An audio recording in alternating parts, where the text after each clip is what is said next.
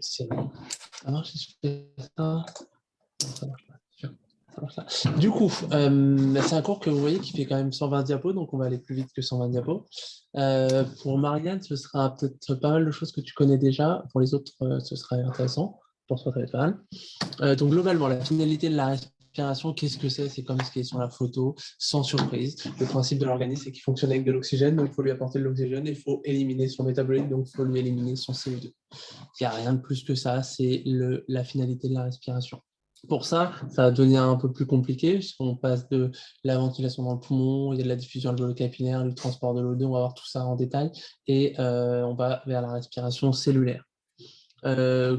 Premièrement, on va voir un petit peu la structure du système respiratoire, parce qu'en fait, le système respiratoire, c'est plein d'organes qui ont chacun un rôle défini. Chaque organe est défini avec un rôle, c'est pas comme l'appendice qui sert à rien. Chaque truc a un rôle vraiment fonctionnel. Donc, on commence au nez. Le nez, les cornets, c'est la première porte d'entrée vers l'organisme. Donc, on a des gaz qui vont être inspirés en passant par le nez, qui vont être réchauffés, humidifiés.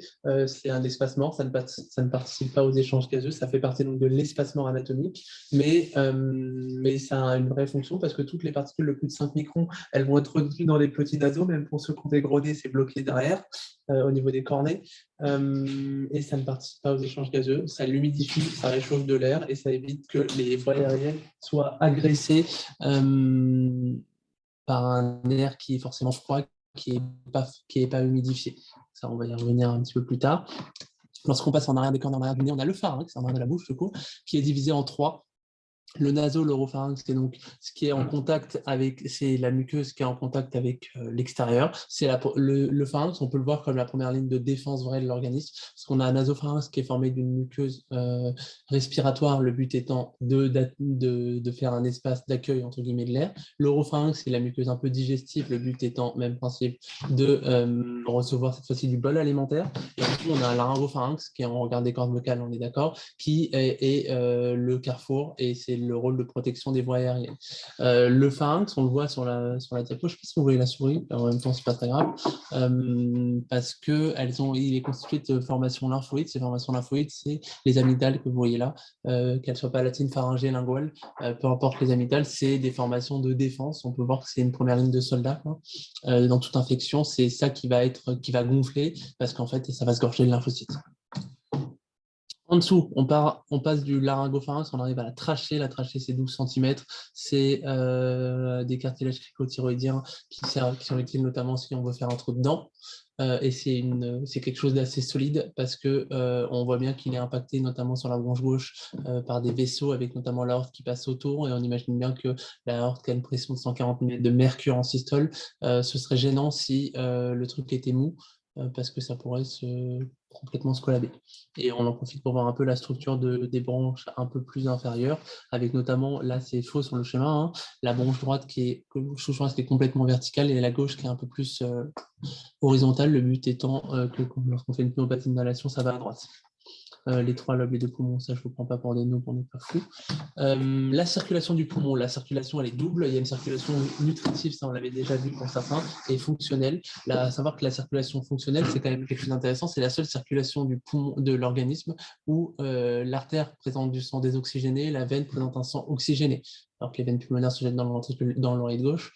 Et la circulation nutritive, elle, c'est totalement différent, c'est une circulation qui vient de l'aorte et qui se jette dans la veine azygos qui a pour but de nourrir les branches. Pour la circulation fonctionnelle, c'est une circulation qui, contrairement au cœur gauche, est à haut débit, basse pression, parce que le cœur gauche, elle est à haut débit, haute pression, et là, on a une basse pression, ce qui permet de maintenir le système fonctionnel. Pourquoi? Parce qu'on a le cœur qui éjecte à gauche, qui fait la forte pression et qui arrive au cœur droit. Donc, on a toujours un système de régulation de pression entre le cœur gauche et le cœur droit. Et que pour les gens qui ont le HTAP, donc quand on augmente la pression à droite, ça circule beaucoup moins bien. Et quand on endort une patiente qui a 70 d'HTAP en pression artérielle pulmonaire systolique, si on a une pression qui descend en dessous de cette pression-là, et ben le système s'inverse et en général, ça ne se passe pas bien. Tu as compris? Ouais. Très bien. Bravo, Doudou. Deux zones différentes, une zone conductive, une zone respiratoire. La zone conductive, c'est l'espace mort. Elle est constituée de la bouche, elle arrive jusqu'à la 15e division bronchique. C'est la division à peu près accessoire, mais c'est la division qui est retenue comme étant la 15e division bronchiolaire. C'est à partir de ce moment-là qu'on passe du sac de la zone conductive, de la zone d'espacement à la zone respiratoire, avec 300 millions d'alvéoles, à peu près 70 mètres carrés de surface, lorsque tout fonctionne, ce qui n'est pas le cas à l'état de base.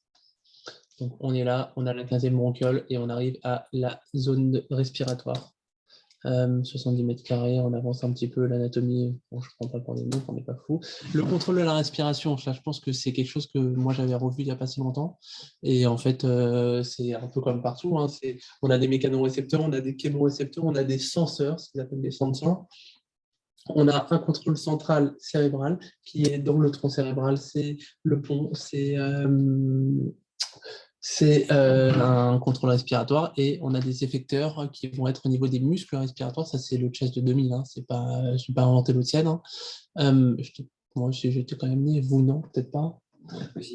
Ah non, on va essayer. Les effecteurs, c'est donc les muscles respiratoires. Paul n'était pas né. Et du coup, en fait, ce que j'entends par là, c'est que le système respiratoire, il est double. Il est double avec une régulation qui a lieu donc dans le tronc cérébral, qui est à la fois volontaire, à la fois involontaire. La régulation de la respiration, lorsqu'elle est volontaire, c'est cortical. Tout ce qui est volontaire, de toute façon, c'est pas le tronc cérébral. Le tronc cérébral, il est en charge de tout ce qui est involontaire, mais quand c'est volontaire, c'est le cortex. Et on a une régulation du cerveau qui est à la fois corticale et qui passe dans l'hypothalamus, parce que quand vous avez une émotion forte, quand vous avez une douleur intense, vous respirez plus vite et du coup, il y a quelque chose qui intervient sur la respiration pour la faire fonctionner. Lorsqu'on parle de la respiration volontaire, c'est là, si je dis à Edouard, tu peux respirer s'il te plaît, il va inspirer fort et le cerveau, le cortex va fonctionner. Lorsqu'on est dans les centres respiratoires qui sont involontaires et qui sont bulbaires, et ben là, il y en a plusieurs. Il y en a 4. Le groupe respiratoire ventral dorsal et le centre pneumotaxique et le centre apneustique. Il faut savoir que les deux groupes respiratoires les noyaux respiratoires dorsal ventral, c'est là, les deux groupes respiratoires. Ils sont en charge chacun d'une phase de l'inspiration ou de l'expiration. Et le switch entre la phase inspiratoire et la phase expiratoire, c'est les deux centres pneumotaxiques et apneustiques qui gèrent la gestion des deux. À savoir que le pneumotaxique, il inhibe l'inspiration.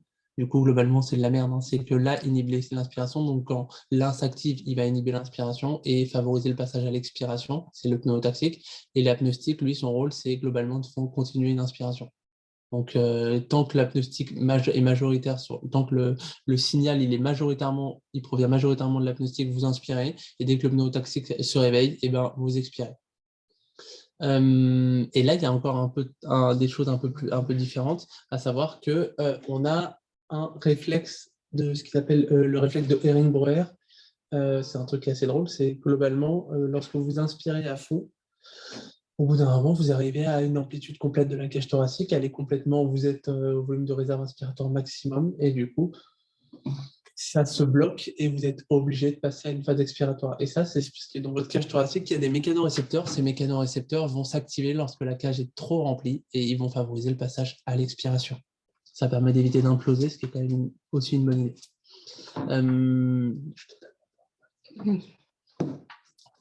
Ça, c'est pas le PowerPoint, c'est le PDF, mais je vais vous envoyer le PowerPoint où il y a les trucs qui sont écrits en dessous, parce que j'ai rien inventé encore une fois. Et en termes de contrôle de la ventilation, là, il y a deux choses sympathiques. C'est qu'il y a trois choses qui contrôlent la respiration en passant par les chémorécepteurs qui sont là, soit dans la crosse de l'aorte, soit dans le ventricule, soit dans le LCR. Et ces chémorécepteurs, ils vont fonctionner soit sur la PO2, la PCO2 ou l'H+, et notamment l'acidité de l'organisme. La PCO2 et l'H+, ça fonctionne un peu pareil, puisque quand la PCO2 augmente, l'H+, le sang est plus acide. Mais globalement, ce qu'on peut dire, c'est que si le pH diminue ou que la PCO2 augmente, on va activer les motoneurones au niveau médulaire respiratoire qui vont permettre de déclencher des muscles respiratoires et ça va favoriser de la contraction. Donc, si on augmente la PCO2, eh ben, l'organisme va vouloir réagir de façon à augmenter la fonction du muscle respiratoire pour que la respiration se fasse et que le CO2 s'élimine. Et de la même chose pour l'acidité de l'organisme. Tout ça, ça fait une contraction des muscles respiratoires qui sont le diaphragme, les intercostaux. Autre point, c'est la PO2. La PO2, c'est le plus mauvais contrôleur de la ventilation qui existe dans l'organisme. Vraiment le plus mauvais, mais parce qu'en fait, c'est ce qu'on voit sur la courbe de droite. sur le graphique de droite. En fait, on a la ventilation minute et la PO2. Pour que la ventilation minute augmente, il faut que la PO2 soit inférieure à 60. Le cut-off, c'est à peu près 60 mm de mercure. Donc, en fait, tout ce qui se passera au-dessus de 60 mm de mercure, 60 mm de mercure, pour certains, c'est combien de sat? Ah là là là, 5. 85. Ouais, entre 85 et 90. Et du coup, en fait, en dessous de 85-90 de SAT, le patient va désaturer, il va rien se passer, il va pas respirer plus vite parce que la PO2 en elle-même est un très très mauvais contrôleur de la ventilation. C'est un système de sauvetage, mais hormis le sauvetage. Et pour la petite parenthèse, c'était cette fonction-là qui était souvent atteinte chez les patients Covid, avec des problèmes vasculaires, des problèmes de détection, notamment au niveau des chémorécepteurs, je pense. En tout cas, c'est ce qui est ressorti dans certaines études, parce que, en fait, on voyait que les patients, ils désaturaient profondément sans avoir aucun signe de détresse respiratoire. Ils n'avaient pas d'hyperventilation, ils n'avaient pas de capacité qui montait. C'était probablement une atteinte des chémorécepteurs qui faisait qu'ils ne répondaient pas à l'hypoxie. Et c'est pour ça qu'en fait, les malades désaturaient sans aucun signe et ils pouvaient atteindre 42 PO2 sans aucun signe Voilà, pour la petite parenthèse. La mécanique ventilatoire, qu'est-ce que c'est en 2 mots? C'est on inspire, on expire. L'inspiration, on est d'accord qu'elle est active, l'expiration, elle est passive, elle est tête basse. Je passe un peu sur ça parce que c'est la seule chose que je veux que vous reteniez, c'est pas besoin de retenir en détail, c'est que c'est une différence de pression. À savoir que lorsque la pression alvéolaire est plus basse que la pression atmosphérique, l'air rentre, et l'inverse est vrai. Lorsque la pression alvéolaire devient un peu plus élevée que la pression atmosphérique, l'air va ressortir. À droite, c'est l'inspiration, à gauche, c'est l'expiration. Donc, on a une pression alvéolaire qui va être 15 cm entre guillemets, au-dessus de la pression barométrique. Et c'est totalement imagé, mais dès que la pression dans l'alvéole devient positive et supérieure à la pression atmosphérique, et ben là, ça va attirer, ça va faire sortir l'air. On passe l'inspiration et l'expiration forcée, même, je pense que tout le monde connaît les muscles respiratoires accessoires, un peu où vous cherchez des tirages. C'est vrai que je n'ai pas vu chercher des tirages chez beaucoup de malades, mais bon, c'est pas grave. Passera. La diffusion alvéolo-capillaire, après, elle va passer dans la membrane. Et, monsieur Lardet, merci de l'odeur de ta présence, avec un café à la main. Du coup, la diffusion, je n'ai pas fait tout ce que j'ai dit, je pense que tu le sais. La diffusion alvéolo-capillaire, elle se passe à la barrière alvéolo-capillaire. Oui. C'est un échange qui se fait de gaz, en fait, par diffusion d'oxygène de CO2. En fait, le CO2, il est 120 fois plus fin pour l'hémoglobine que l'oxygène. Et il faut savoir que, et c'est ça qui est très intéressant, c'est cette courbe-là, qui est très moche quand on attend qu'on la met en avant, qui est le délai qu'il faut à une petite globule pour se charger en oxygène et évacuer son CO2. Il lui faut à peu près 0,25 secondes, 0,25 secondes, sachant que le temps qu'elle passe dans le capillaire est de 0,75 secondes. Ce qui fait qu'il y a quand même un tiers du temps qui est utile et que le reste est globalement utile pour 2 situations. Un, en cas d'effort. En cas d'effort intense, on va augmenter le débit cardiaque, donc le globule va passer beaucoup moins de temps dans l'alvéole pour se recharger. Et 2, mais en général, on ne va pas se mentir, comme on est censé se charger à plein régime en un tiers du temps, je pense qu'on a largement le temps, même pour un marathonien qui est au bout de sa vie. Par contre, les patients qui ont des troubles de la diffusion, c'est là-dessus qu'on va les voir, c'est notamment à l'effort, où ils vont pas s'adapter à l'effort et ils vont avoir une PO2 qui sera à la sortie du capillaire, qui ne sera pas à 100 mm de mercure, qui sera beaucoup plus faible. Et c'est là qu'on voit que si la PO2 artérielle est faible, on peut supposer que la PO2 veineuse, au retour, elle sera beaucoup plus faible. Je reviens juste une diapo avant pour parler des échanges gazeux. C'est simple, c'est qu'on a une PO2 veineuse dans du sang désoxygéné qui va arriver, qui va être à 40 avec une PCO2 à 45. L'échange se fait avec l'alvéole et globalement, ça échange les chiffres de façon à ce que artériellement, on soit au-dessus de 100 et que la PCO2 soit à 40. Donc les échanges de PO2 sont très faibles. Il n'y a pas besoin d'énormément d'échanges, mais tout se fait par différence de pression.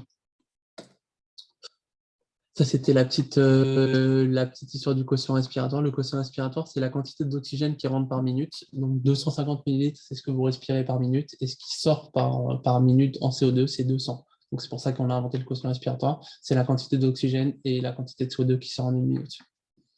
Donc, si on fait le ratio de ça, on a ce qu'on appelle le quotient respiratoire qui est utile dans cette magnifique équation pour calculer la pression alvéolaire. Et alors, si on reprend l'air atmosphérique en oxygène, il est à 159. On l'humidifie, il passe à 150. Je parle de la fraction d'oxygène, parce que sinon, c'est 760 mm de mercure. On arrive à l'air alvéolaire, on est à peu près à 100, un petit peu au-dessus de 100, ce qui va être utile pour l'artériel, ce qui va se faire pour les échanges. Et après, lorsqu'on arrive à la mitochondrie, on a quand même 107 à 30 mm de mercure d'oxygène. Donc, vraiment, ce qui arrive à la mitochondrie, c'est minime. Hein. C'est pas le plus, c'est pas ce qui prend le plus de. Je peux mettre celle-là. Ah non, celle-là est aussi sympa. Au sommet, il y a des gens très intelligents et un peu suicidaires qui ont fait une étude que j'ai trouvée incroyable.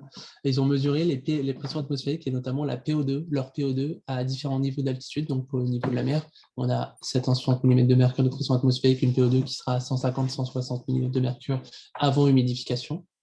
À la pression atmosphérique, lorsqu'on est au sommet du Mont Blanc, on est 420 mm de mercure, on a quand même une chute énorme, hein, 4000 mètres, on perd 300 mm de mercure de pression, et on a une PO2 qui sera donc à 70. On voit bien que la PO2 étant à 70, on ne va pas avoir une PO2 artérielle qui sera à 100.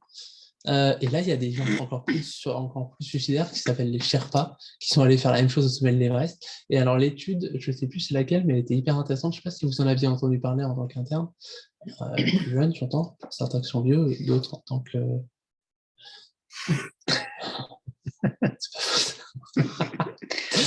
C'est une étude qui était, où il y avait, en gros, ils montraient que les Sherpas, ils étaient montés au sommet de l'Everest, ils s'étaient fait faire un gaz du sang au sommet de l'Everest, ils étaient redescendus au camp de base pour faire analyser leur gaz du sang. Tout ça en restant en vie, c'est quand même un vrai, quand même exceptionnel, non? Tu arrives au sommet, tu vois que tu as une PO2 à 40, les mecs ont eu le temps de faire un gaz du sang, donc c'est quand même génial. Moi, je trouvais ça très intéressant, vraiment. Ça n'a aucun intérêt, mais c'est très intéressant. En termes de transport dans l'oxygène, puisqu'on a vu comment ça s'échangeait au niveau du poumon, après ça va être transporté dans l'organisme. L'organisme, c'est simple, le transport de l'oxygène et du CO2, c'est soit dans le sang, soit dans l'hémoglobine. L'oxygène, il est majoritairement dans l'hémoglobine. On le voit avec cette petite équation qui est le contenu artériel en oxygène. Lorsqu'on fait 0,003 fois la PO2, c'est complètement négligeable par rapport à l'hémoglobine fois 34 fois la SAT. Ça permet d'avoir le contenu artériel en oxygène, oui. Si on multiplie par le bicardiaque, on a le transport artériel en oxygène. Anecdotique. Globalement, l'hémoglobine se fixe là-dessus, sur les molécules d'hème, sur l'hémoglobine. Ça, on est d'accord.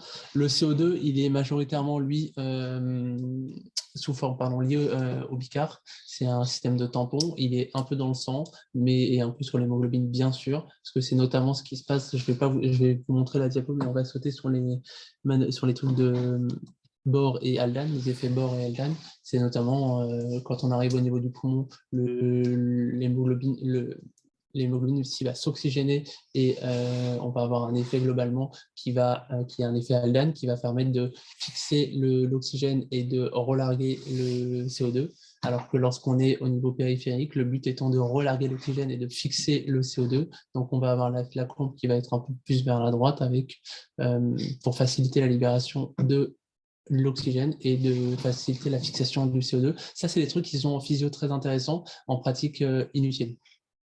Soyons complètement francs, je pense que l'effet Bohr et l'effet Haldane, on ne les a jamais revus en pratique, mais c'est très intéressant en physio de savoir qu'on a une inversion, on a des effets qui permettent une inversion un peu des rapports, de faire en sorte que l'oxygène, que l'hémoglobine soit plus à fond pour l'oxygène au niveau pulmonaire et qu'elle soit moins à fond au niveau tissulaire, c'est quand même sexy. Mais après, comme on influence, on s'en fout. Blablabla. Les volumes pulmonaires, alors là c'est intéressant pour les explorations fonctionnelles respiratoires. Je vous ai fait un topo à certains d'entre vous vite fait de chirurgie thoracique, mais je pense que c'était à Paul et Alexia, mais je ne vous ai pas fait les deux. Ah, il faudra faire Oui, ça. tu m'avais fait un petit truc, je me souviens. Ouais, merci. Ah, mais Qui sont les travail. Alexia, on le savait, mais en même temps, quand c'est une concurrence. Je suis confirmé avec ça. Alors, les volumes pulmonaires sont mesurés par les explorations fonctionnelles respiratoires. Tu as les diamètres en EFR notamment, c'est de la spirométrie. Ça permet de mesurer les volumes qui sont mobilisables et d'estimer les autres. Maximum d'arrangement, super. Le but, c'est qu'on se mette dans une caisse et on a une patient qui respire calmement, qui permet d'estimer les volumes de base. On va demander de vider à fond les poumons, puis après les gonfler et de souffler le plus fort et le plus longtemps possible. Les UFA, c'est quelque chose qui se fait de façon assez simple. Je n'aime pas quand les gens m'en regardent.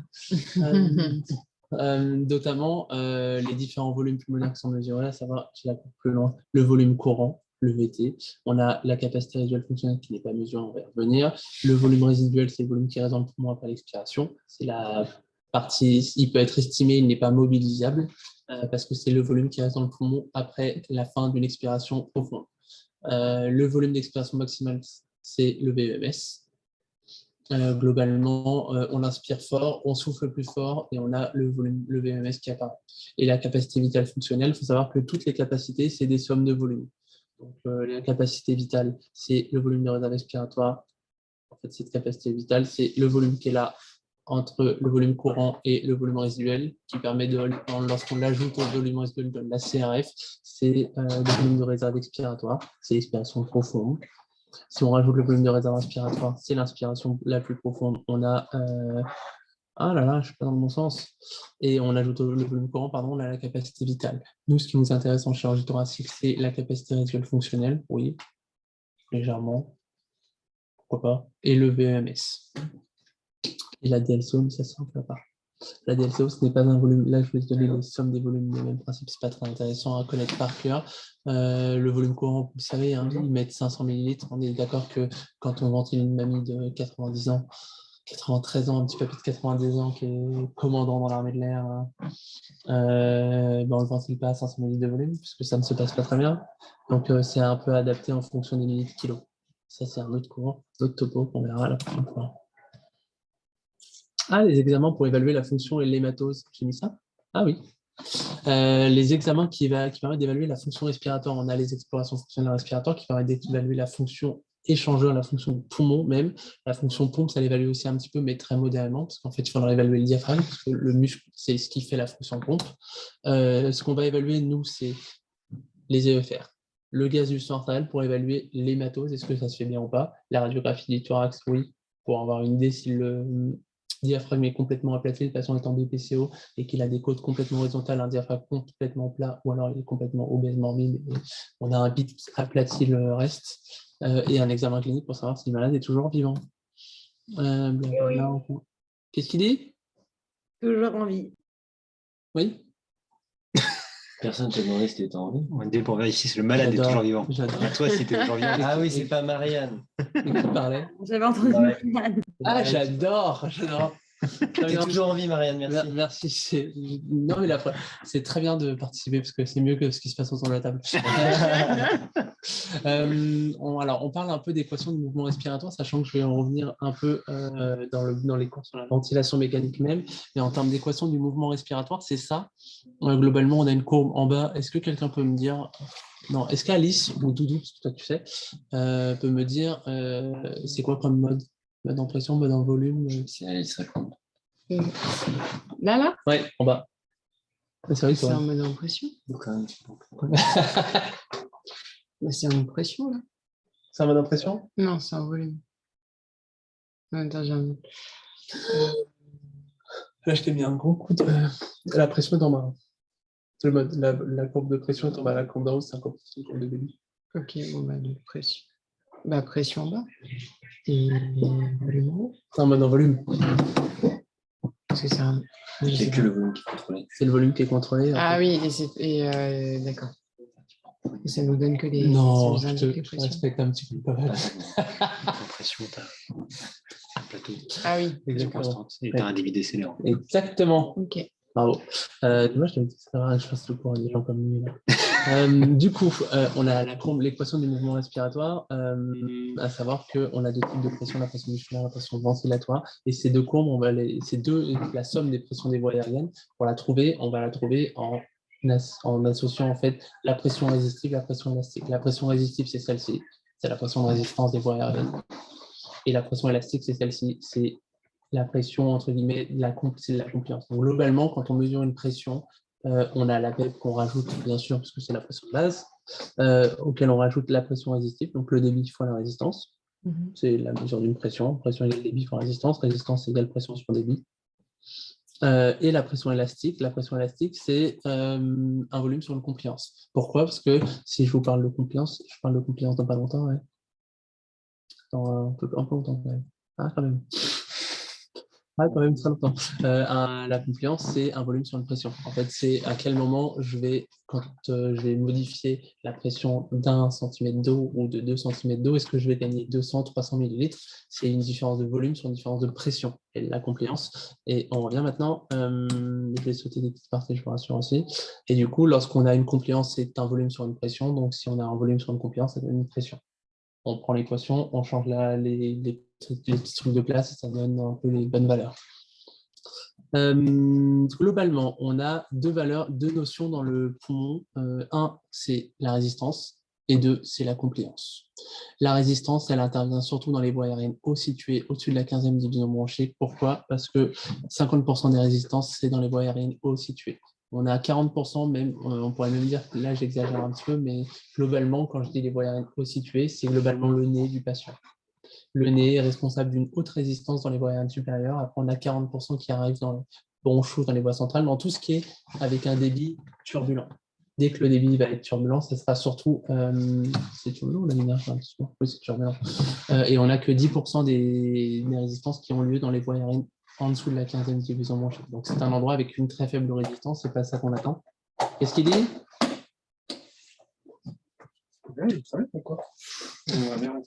Ah, bien sûr, bien sûr, bien sûr.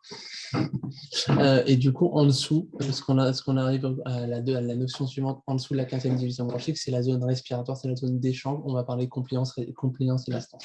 La résistance, c'est simple, c'est ce qui permet au fait de rentrer dans le système respiratoire, on est d'accord, mais on a donc le débit qui est turbulent, le débit qui va devenir laminaire en dessous.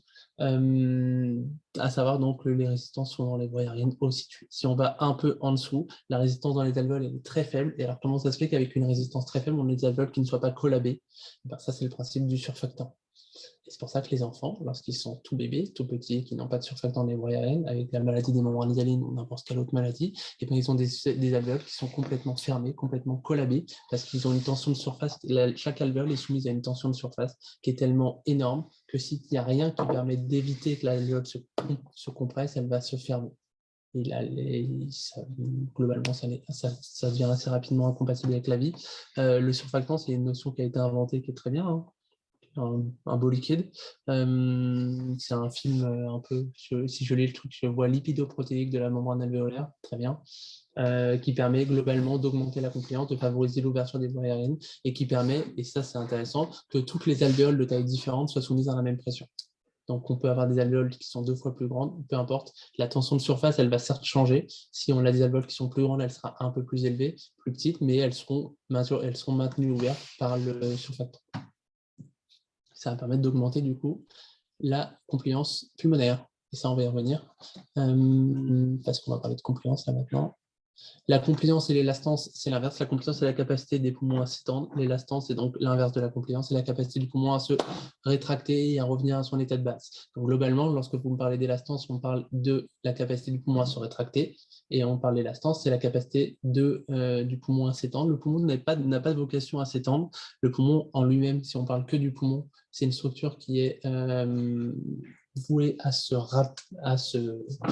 ratatiner. Et c'est d'ailleurs pour ça que lorsque vous avez une entrée d'air dans la plèvre, la première chose que va faire le poumon, c'est qu'il va être complètement comprimé et revenir en une petite boule moisie. L'idée, c'est que le poumon a une élastance qui veut se ratatiner. C'est normal. La compliance qui fait que le poumon va s'étendre, elle va être amenée par la cage thoracique. C'est la cage thoracique qui, en étant reliée au poumon par la plèvre, va permettre l'ampliation, va permettre l'ouverture pulmonaire. Donc là, c'est la valeur normale de la compliance, c'est 100 ml par centimètre d'eau pour certains et qui seraient passés en réa, mais je ne sais pas si tu as déjà vu cette notion de compliance au niveau des lits du patient. On peut mesurer la compliance au niveau du lit du malade, certains ventilateurs haut de gamme. Sinon, on fait le calcul. Sinon, on peut faire le calcul, oui. Mais sinon, en fait, pour avoir la valeur, il y a des respirateurs qui te font des valeurs en modifiant la PEP. On va en parler le 14 décembre. Notez bien la date, c'est mon deuxième cours. Et du coup, en fait, c'est des respirateurs qui te donnent une valeur de compliance pour avoir une idée. Globalement, un patient qui est intubé en ventilation mécanique, il a une compliance aux alentours de 40-50 ml par centimètre d'eau. Un patient en SDRA, il a une compliance inférieure à 30 ml par centimètre d'eau. Donc, on voit bien qu'il y a une vraie différence à partir du moment où la ventilation passe de spontanée à mécanique. Tu disais en mécanique tout court, la compliance, elle est à 40-50 minutes par centimètre d'eau et elle passe en dessous de 30 si vraiment c'est la cata. Et en fait, là, je vous ai mis une valeur de 100 millilitres qui est la compliance normale et ce qui est middle vrai ou faux. Parce qu'en fait, c'est la compliance retenue comme étant normale, sachant que la compliance, nous, qui nous intéresse, c'est oui, c'est la compliance pulmonaire, on est d'accord, mais c'est surtout la compliance du système respiratoire en elle-même. Et la compliance du système respiratoire, elle est composée de deux forces qui ont vocation à s'opposer.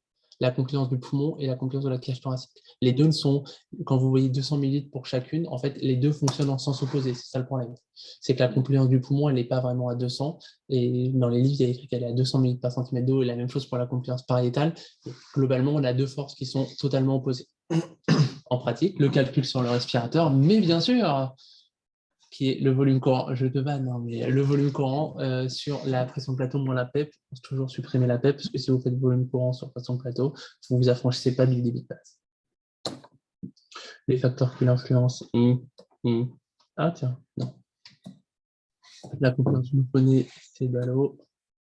La pression transpulmonaire, je l'ai fait avec Paul, je pense. Non, c'était pas Paul. Si, avec Paul, où on chirurgie, je ne sais plus quel chirurgie, transthoracique. Ouais, on en avait parlé un peu. Ouais. Oh, génial, parfait. Il écoutait en plus.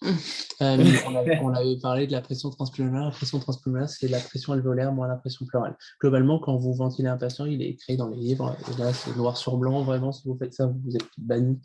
Il est écrit ne pas ventiler un patient avec une pression de plateau supérieure à 30. C'est écrit. Hein. Enfin, un patient qui est obèse, la pression de plateau que vous pensez être sur le respirateur n'est pas la pression de plateau, n'est en tout cas pas le reflet de la pression alvéolaire du patient. Pourquoi ? Parce qu'il a une pression pleurale, une pression alvéolaire qui va être totalement différente. Et du coup, l'idée, et c'est des gens, encore une fois, beaucoup plus intelligents que moi, qui avaient l'idée de faire une pression de mesurer une pression transpulmonaire, parce que c'est la pression qui nous intéresse, la pression transpulmonaire, qui doit toujours être positive. On est d'accord, elle est pas forcément plus élevée, mais elle est positive. L'idée, c'est qu'elle est égale à la pression alvéolaire moins la pression pleurale. Et ces gens-là, ils ont mis dans les malades de réanimation une sonde œsophagienne qui va se mettre en regard du diaphragme et qui va mesurer la pression pleurale, qui est en fait pas la pression pleurale, c'est la pression œsophagienne qui peut être exportée à la pression pleurale dans certains cas chez les patients pleurarisés, dans des conditions bien particulières, mais ils ont montré que les patients qui avaient justement une pression pleurale mesurée, ils pouvaient mesurer la pression alvéolaire moins la pression pleurale et avoir une idée de la pression transpulmonaire et qu'ils pouvaient modifier cette pression alvéolaire de façon à ce que en fait, en modifiant la pression alvéolaire, ils modifiaient la pression de plateau de façon à ce que la pression transpulmonaire reste toujours positive et qu'elle ne soit jamais négative, forcément. Et en fait, ils ont montré, encore une fois, sujet obèse, qu'on pouvait avoir des pressions de plateau à 40, 45, voire même 50. Ça ne choquait pas du moment que la pression transpulmonaire restait légèrement positive. Donc tout ça pour dire que c'est un stricto sensu, on est d'accord. Si vous avez une ventilation, que le malade est inventilable, qu'il a 30 de pression de plateau, vous voyez qu'il ne prend aucun volume, que ça ne fonctionne pas, c'est pas forcément et qu'il est obèse morbide. Vous pouvez augmenter soit la PEP, vous pouvez augmenter la pression de plateau, vous pouvez augmenter le volume du coup. On peut ventiler à plus de 30 de pression de plateau. Ça n'est pas choquant, mais il faut avoir réfléchi un petit peu avant sur le sujet. Parce que bon, moi j'ai déjà vu l'extrême inverse. On m'a déjà mis un patient avec 15 de PEP sur un poumon unique. Alors ça n'a aucun sens. Ça surdistend et ça ne ventile pas. Le malade est obèse, oui, on ne met pas 15 de PEP sur un seul poumon. Toujours avoir un peu un esprit un peu raisonné. Mais ça, encore une fois, j'aime bien dire ça depuis tout à l'heure, mais c'est le sujet de mon troisième point. Blablabla, compliance résistance. Ah, rapport ventilation-perfusion. Oui, est-ce que j'ai autre chose à dire sur la compliance résistance? Non. Du coup, tu disais que l'obèse, son problème, c'est quoi? C'est qu'il a des pressions transpulmonaires. En fait, l'obèse, son problème, c'est qu'il a une paroi thoracique énorme. Ouais. Et que du coup, en fait, ta pression alvéolaire, la pression de plateau n'est pas le reflet de ta pression alvéolaire. D'accord. Elle est mesurée, oui, par le respirateur, mais ce n'est pas le reflet de la pression alvéolaire. Il y a trop de pression dans la cage thoracique qui gêne cette pression alvéolaire. Et globalement, tu peux ventiler un malade obèse à plus de 30 1000 cm d'eau de pression de plateau, ça ne Parce choque que pas. ce ne sera pas le Parce reflet que ce sera vraiment pas- de sa vraie Sa pression. pression alvéolaire ne va pas dépasser 30. D'accord. Et globalement, et encore une fois, je vous en parlerai un peu plus tard, mais tu peux le ventiler à 40 de pression de plateau. Et si tu mesurais la pression œsophagienne et que tu te dis, je vais voir à quoi ressemble ma pression transpulmonaire, ta pression transpulmonaire ne sera jamais aberrante. Ok. Parce qu'en fait, la pression que tu balances dans ces voies aériennes va être dissipée avant d'arriver dans l'alvéole. D'accord. Soit elle va faire en sorte de lutter contre les parois qui sont suffisamment grosses et elle va se Donc, c'est sa dissiper. pression alvéolaire qui, lui, est naturellement grande, mais pas sa pression Ouais. alvéolaire. Exactement. Les rapports ventilation-perfusion, vous connaissez les zones de West, je ne vous les invente pas. Il y en a 3 officiellement, la 4e, je ne crois pas. C'est la 4e, c'est celle-là, c'est l'interstitielle prochain. À savoir qu'on prend la pression artérielle, la pression veineuse capillaire et on a la pression alvéolaire qui est soit à droite, soit à gauche. Globalement, c'est une distribution de la ventilation et de la perfusion du poumon qui est similaire des deux côtés, à savoir qu'on a des gradients et que c'est plutôt bien fait. Ça, c'est la distribution des rapports ventilation-perfusion. On a le rapport de la ventilation, le rapport de perfusion, et on n'est pas autiste en voyant que le poumon perfuse là où il ventile. Ce qui est plutôt une bonne idée. Parce que si vous aviez un rapport de ventilation qui est à gauche et un rapport de perfusion à droite, ça serait globalement un mismatch monstrueux qui arrive dans certains cas, mais qui n'est pas le cas chez un patient en état physiologique des choses. Comment on passe d'un truc à un autre? Oui, on a le rapport ventilation-perfusion qui se passe très bien, et globalement, soit il y a un espacement, le poumon n'est pas perfusé, il est ventilé. Si on prend le VA sur Q, il n'est pas perfusé, il est ventilé, donc on a une ventilation à l'extrême avec un oxygène, une PO2 qui va s'élever, parce qu'il n'y aura pas d'échange, mais on n'a pas de CO2 qui arrive dans l'alvéole. C'est l'espacement. C'est globalement, en exemple de pathologie, je n'apprends rien à personne, c'est... Mais Florian, c'était pour...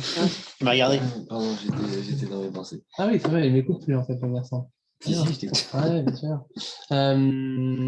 Et alors, si on a dans l'autre sens, merci. C'est une embolie pulmonaire. Ouais. Et si on est dans l'autre sens, on a un rapport ventilation-perfusion qui est bas. Dans ce cas-là, on a autre chose. C'est un shunt qui peut être un effet shunt ou un shunt vrai. On va voir la différence juste après. Globalement, c'est que le poumon n'est pas perfusé, mais qu'il n'est pas ventilé, en tout cas pas de façon satisfaisante, où il n'y a pas d'oxygène qui arrive au niveau de l'alvéole. Et le CO2 qui est, lui, échangé au niveau de l'alvéole ne ressort pas de l'alvéole. Très bien, la zone silencieuse, c'est une vaste blague. Shunt, la différence entre shunt et effet shunt. Alors, pardon, pour le shunt, c'est quoi comme pathologie qui fait un shunt? Ouais. Emphysème. Ça compte. Exclusion pulmonaire. Ah putain, ça y est, commence à me gaver lui. Et là, on fait l'espacement, donc on peut le faire en même temps. Le shunt et l'effet shunt. Savez-vous comment, surtout toi, pardon, comment on fait pour différencier un effet shunt d'un shunt? Ouais. On met le deux. Oh là là. Parce qu'elle est douée, ça sent, on sent la peu de mire en fond. En effet, l'oxygène corrige l'effet shunt là où l'oxygène ne corrigera pas le shunt droit. Les facteurs qui influencent la perfusion et la ventilation, la variation de la ventilation en fonction de la hauteur du poumon, ça c'est ce que je vous disais tout à l'heure. Le poumon, il est ventilé à la base plus qu'au sommet. Là, on a la distance en bas. En abscisse, c'est la distance par rapport à la côte numéro 2 qui est là. Et là, c'est tout en bas du poumon. On voit que peu importe le volume qu'on prend, si on prend la capacité pulmonaire totale, le volume résiduel, on a des volumes qui vont faire que décroître. Justement, West, il disait pas qu'il y avait plus d'espacement en haut. Parce que c'était mieux ventilé en haut à cause de C'est la gravité. la gravité. La gravité fait qu'il est moins ventilé en haut et qu'il est plus ventilé en bas. Les deux, en fait, c'est ce que dit West, c'est que les C'est deux. qu'il était mieux perfusé en bas et mieux ventilé en haut. Ah non, c'est des histoires. Attends, tu me parles de la pression Je alvéolaire. parle de West. Tu me parles de la pression alvéolaire. En fait, la pression alvéolaire est plus élevée là-haut qu'en bas.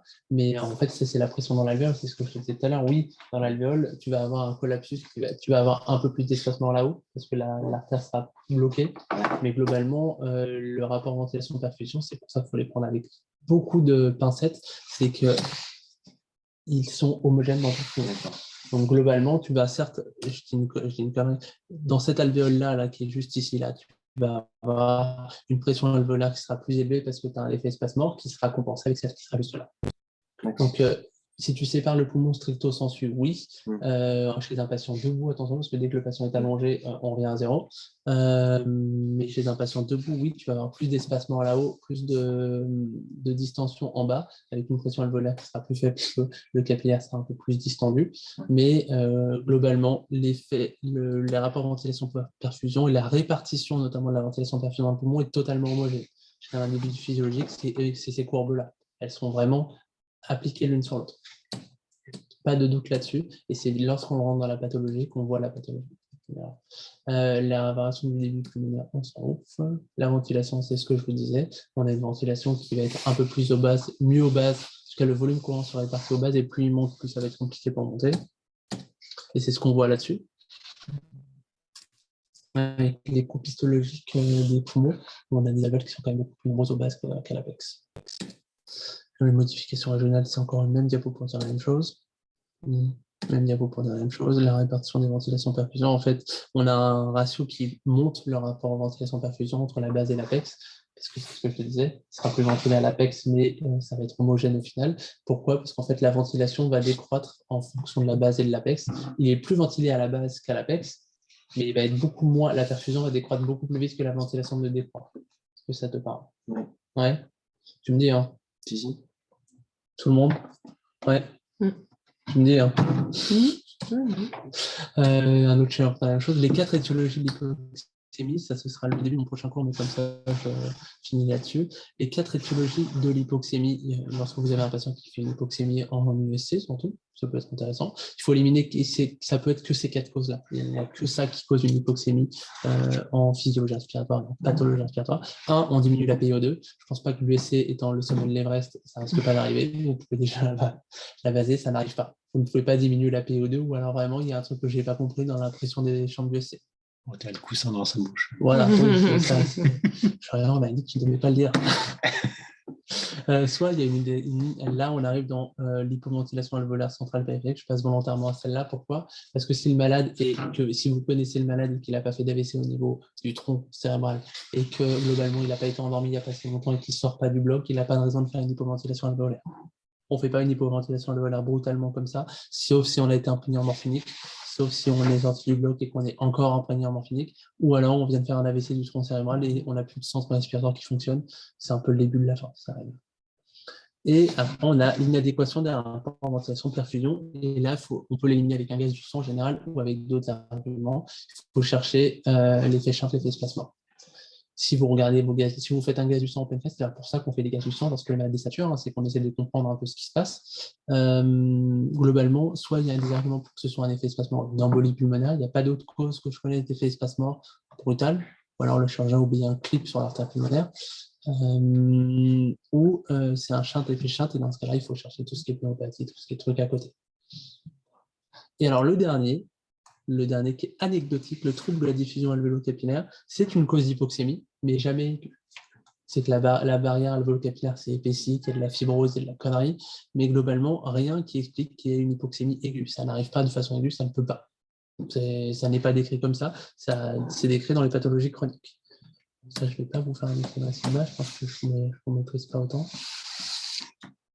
Et globalement, je l'ai sur mon PC en mode PDF, si ça vous intéresse, cette chose-là, là.